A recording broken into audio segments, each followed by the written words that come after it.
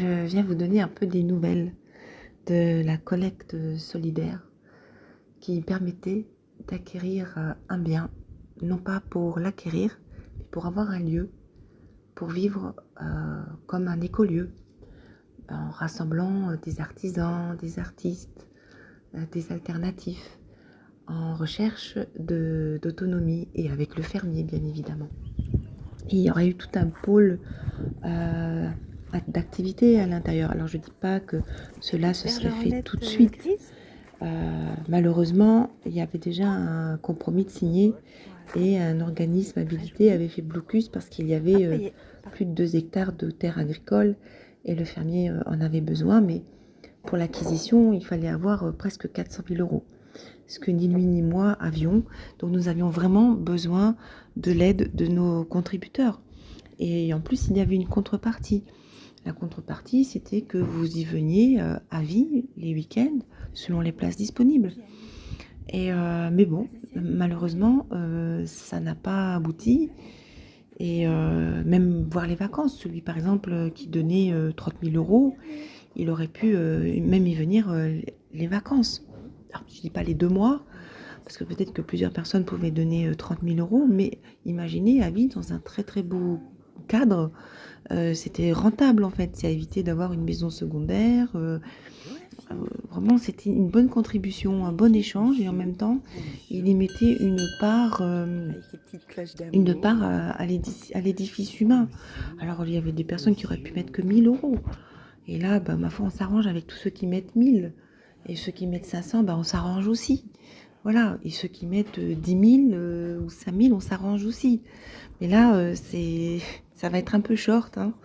Mais la collecte, de toute façon, elle servirait à un autre projet. Donc, moi, je la donnerais à la SCI du fermier parce que de toute façon, d'une manière ou d'une autre, lui, il a besoin de s'étendre.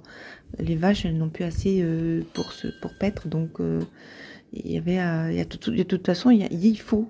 Et puis, moi aussi, il faut. Donc, voilà. Il faut moi, puis il faut les autres. Donc, il y avait tout un projet humain. Il y avait des gens qui sont dans le besoin. Et il y a un besoin humain, un besoin à être ensemble, comment on peut dire, en collectif, à mutualiser aussi nos ressources. Donc, c'était vraiment l'endroit idéal. Ça se fait pas, ça se fait pas.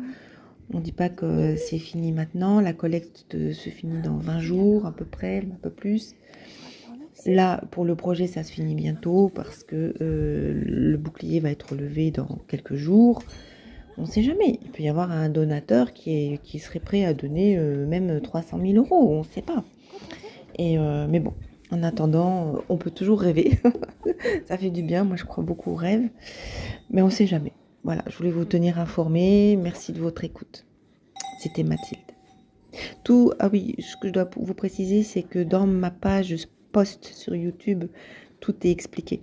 Donc, vous pouvez vous y référer, aller dans les posts, et il y a un post où il y a un lien sur lequel vous pouvez cliquer. Vous tombez sur le lien de Mimosa. Et sur Mimosa, il y a la communication et il y a la description du lieu, enfin du lieu ou du moins du projet.